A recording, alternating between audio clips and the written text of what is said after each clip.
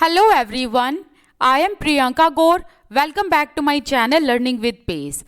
तो ये series CTET के लिए है एंड इस वीडियो में हम लोग 3 चैप्टर्स कंप्लीट कर लेंगे। अभी हम 15th चैप्टर के बारे में बात कर रहे हैं, इससे पहले कि हमने 14 चैप्टर कर लिए हैं। The chapter name is making ports. तो यहाँ पर हमारे लिए जो इम्पोर्टेंट है हम सिर्फ उतना ही करेंगे, ठीक है। तो ये वाला पॉइंट इम्पोर्टेंट है। By enacting the story, children will enjoy and also understand the sequence of the events. देखो, अगर आप बच्चों को स्टोरी सुना रहे हो, इनेक्ट करके पढ़ा रहे हो, तो बच्चे इसको इंजॉय तो करते ही हैं। इसके अलावा जो स्टोरी में अलग अलग इवेंट होते हैं, जो स्टोरी में अलग अलग घटनाएं होती हैं, उसके सीक्वेंस भी समझ जाते हैं बच्चे। मतलब उसका एक प्रॉपर क्रम समझ जाते हैं कि किस घटना के बाद क्या हुआ, किस घटना के बाद क्या हुआ। तो बच्चे जो हैं वो इवेंट्स का सीक्वेंस समझ जाते हैं। इसके अलावा as a teacher you should provide opportunities for their creative expression. आपने ना बच्चों को मौका देना है, अपॉर्चुनिटी प्रोवाइड करनी है कि वो अपने क्रिएटिव एक्सप्रेशंस जो है क्लासरूम में सबके सामने इनेक्ट कर पाए and encourage them to do hands on activities on their own. तो यहाँ पर आपने एनकरेज करना है बच्चों को कि वो हैंड्स ऑन एक्टिविटी करें। हैंड्स ऑन एक्टिविटी का मतलब होता है लर्निंग बाय डूइंग। अब हैंड्स ऑन एक्टिविटी में जैसे कि सपोज करो आपने ना यहाँ पर चैप्टर पढ़ाया कुम्हार का, ठीक है। ये देखो कुम्हार जो है वो बर्तन बना रहा है, ठीक है। तो चैप्टर क्या है? Making pots. तो कुम्हार को कहते हैं पोटर, ठीक है। तो जो कुम्हार है वो बर्तन बना रहा है। अब आप ना बच्चे को ऐसी हैंड्स ऑन एक्टिविटी दे सकते हैं कि बच्चा भी कुछ ना कुछ बनाए। इससे होगा ये कि बच्चे अपने आप का क्रिएटिव साइड एक्सप्रेस कर पाएंगे। ओके तो अब आप बच्चों को कैसे एक्टिविटी दे सकते हैं? देखो, जैसे कि बच्चों को कह सकते हो कि बेटा जो क्ले है वो लेकर आना क्लास में। तो क्ले से आप बहुत सारी चीज़ें बनवा सकते हैं। तो ये हुई hands on activity, that means learning by doing. ऐसी चीज़ों से बच्चे जल्दी सीखते हैं एंड क्लास में इंटरेस्ट लेते हैं एंड बच्चे की जो क्रिएटिविटी है वो डेवलप होती है। इसके अलावा ये वाला पार्ट भी इंपॉर्टेंट है। The clothes of the children will become a little dirty while making pots with clay but they will enjoy learning by doing. अगर आप बच्चों को ऐसी कुछ एक्टिविटी देते हो कि बेटा क्ले से ये बनाओ, घड़ा बनाओ या फ्लावर बनाओ, बहुत सारी चीज़ें बनती हैं क्ले से, तो बच्चों के कपड़े थोड़े से गंदे होंगे वो बात अलग है, लेकिन बच्चे ना इस चीज़ को बहुत इंजॉय करेंगे। यहाँ पर तो वो थोड़ा सर्फ एक्सेल वाला वो आ गया, ऐड आ गया कि दाग अच्छे हैं। दैट मीन्स कि अगर कपड़ों पर थोड़े से दाग लगते हैं तो कोई दिक्कत नहीं है, बच्चों को समझ में आनी चाहिए चीज़ें। तो लर्निंग बाय डूइंग। तो लर्निंग बाय डूइंग तो आप देखोगे ना टेट एग्जाम का ये एक पता नहीं क्या फेवरेट स्टेटमेंट है कि क्या है ये, इसके बिना तो टेट एग्जाम पूरा नहीं होता। तो आपको लर्निंग बाय डूइंग तो देखने को मिलेगा ही मिलेगा। तो ये तो आप ना इस चीज़ को अपने दिमाग में बिठा लो कि हमने बच्चों को अगर समझाना है तो कैसे समझाना है। तो जो ऑप्शन आएंगे, अगर उस ऑप्शन में लर्निंग बाय डूइंग है या हैंड्स ऑन एक्टिविटी है, उसी पर टिक करके आ जाना आंख बंद करके, ठीक है। सो कहने का मतलब है हमने बच्चों को हैंड्स ऑन एक्टिविटी करानी है एंड ये चीज़ तो आप अपने ऊपर भी अप्लाई करके देख सकते हो। अगर आप कोई चीज़ अपने हाथों से करके देखते हो आपको वो बेटर तरीके से समझ भी आती है एंड आप इंजॉय भी करते हो। तो लर्निंग बाय डूइंग में होता ये है कि बच्चे ना फन के साथ इंजॉय के तौर पर उस चीज़ को लर्न करते हैं। ये बहुत इंपॉर्टेंट है। यहां से ऑलरेडी क्वेश्चन भी आ रखा है, इसको थोड़ा ध्यान से सुनना। मैनी ईयर्स अगो, अगर एंशियंट टाइम्स की बात करें थोड़ा सा, तो उस टाइम पर पॉट्स नहीं होते थे, ठीक है, बर्तन नहीं होते थे। लेकिन जब लोगों ने फूड गैदर करना शुरू कर दिया तो लोगों को ना फूड को स्टोर करने की एंड फूड को कुक करने की ज़रूरत पड़ी। तो अब लोगों ने क्या करा, तरह तरह के एफर्ट लगाए, तरह तरह की थिंकिंग लगाई एंड तब जाकर उन्होंने पॉट्स बनाना सीखा, ठीक है।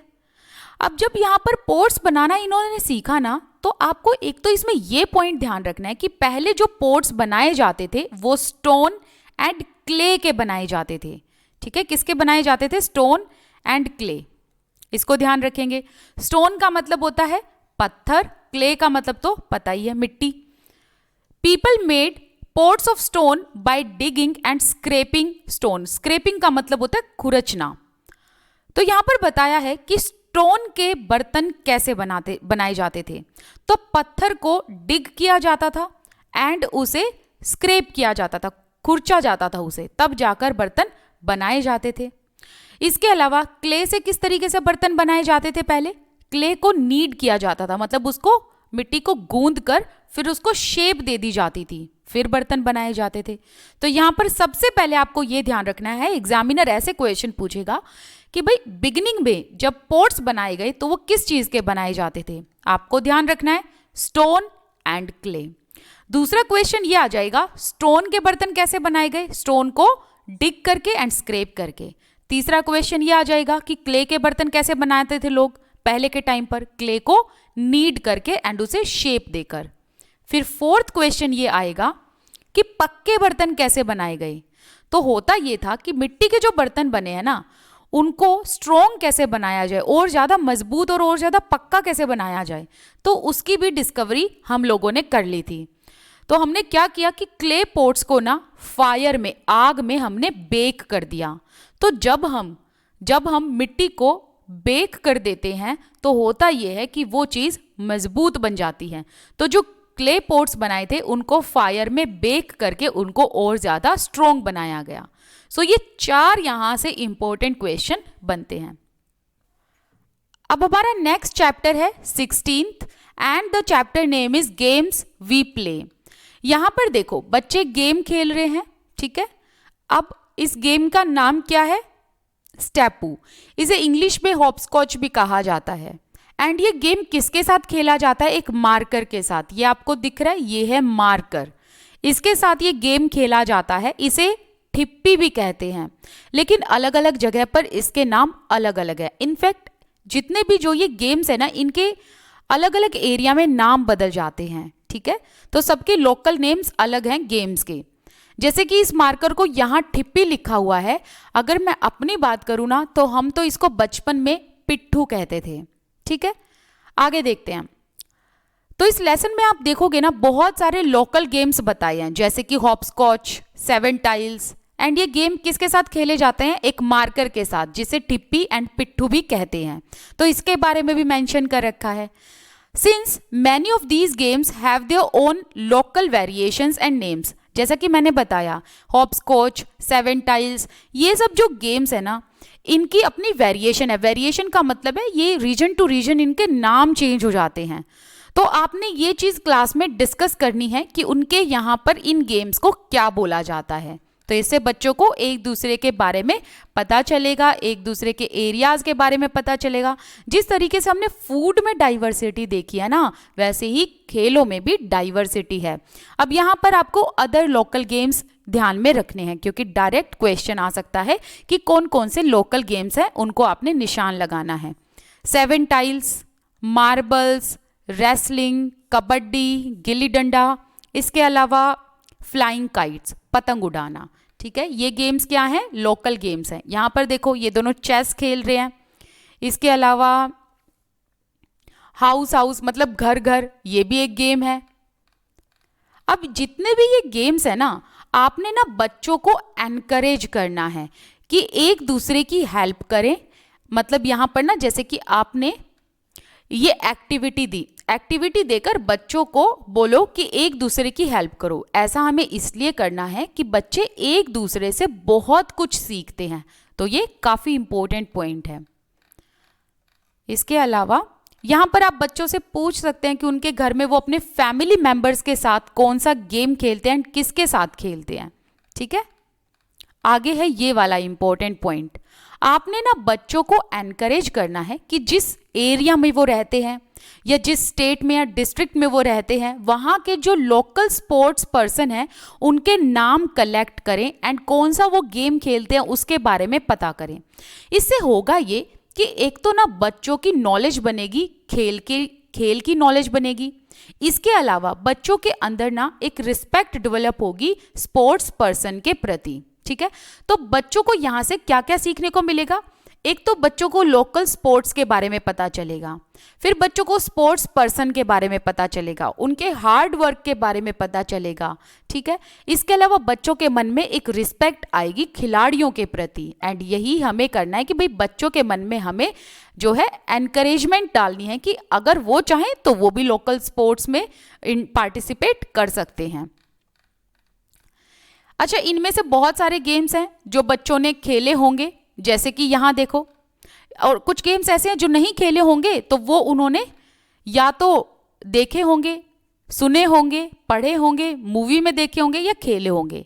इन पर ना आपने डिस्कशन करनी है। जैसे कि देखो ताश, अब छोटे बच्चे हैं वो ताश तो क्या ही खेलते होंगे, बट उन्होंने देखा तो होगा।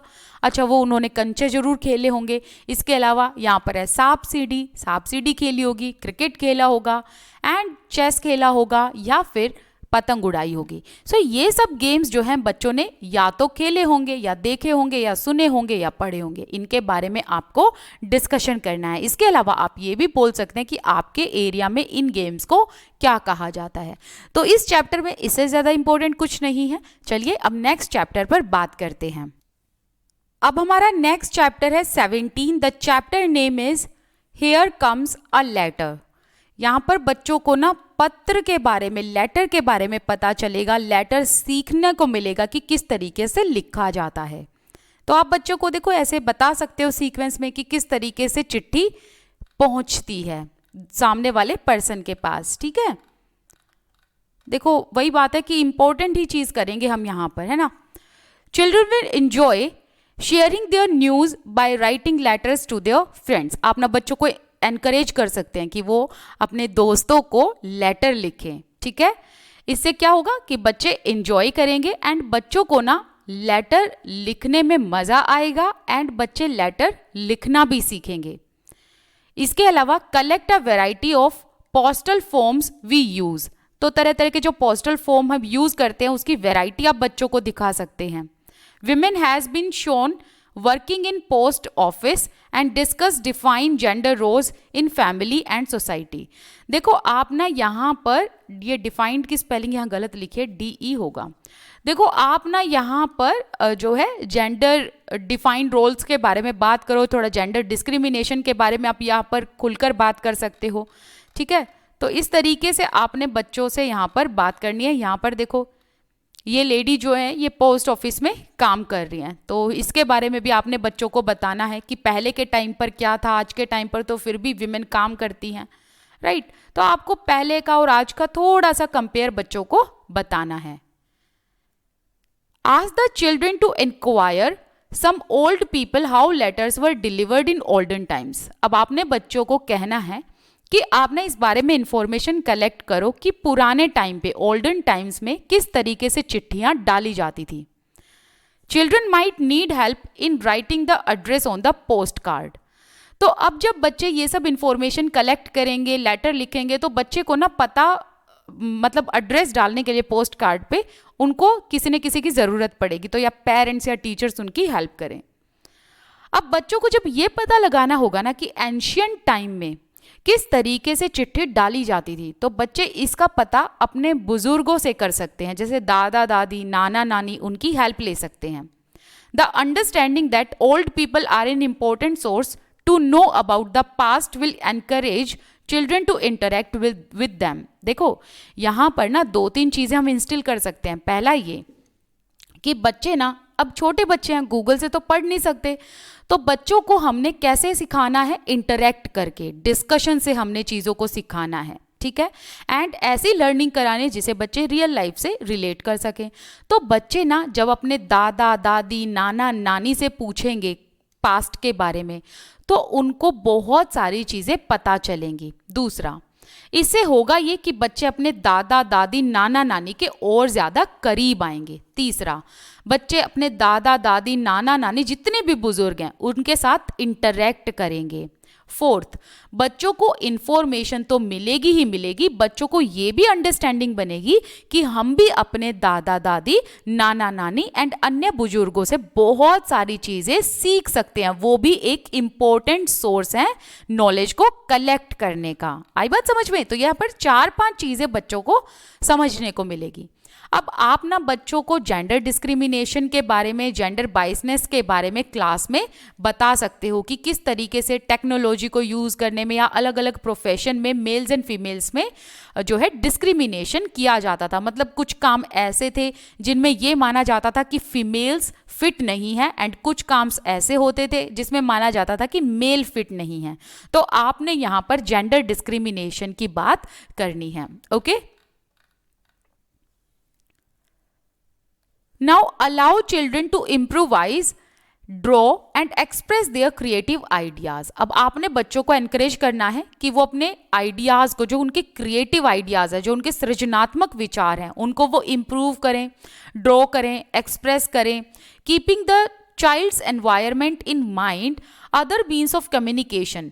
अब देखो आपने ना यहाँ पर बच्चों के साथ अदर मीन्स ऑफ कम्युनिकेशन के बारे में भी बात करनी है। जैसे कि ये चैप्टर तो पूरा पोस्ट कार्ड के बारे में था, अब आपने अदर कम्युनिकेशन के बारे में भी बात करनी है। जैसे कि आज के टाइम पर मोबाइल फोन्स भी हैं, ईमेल्स हैं, फैक्स हैं, इसके थ्रू हम लोग कम्युनिकेट कर सकते हैं। ठीक है, children may be encouraged to find out changes in the communication services from their elder, that they may be helped to use web links etc.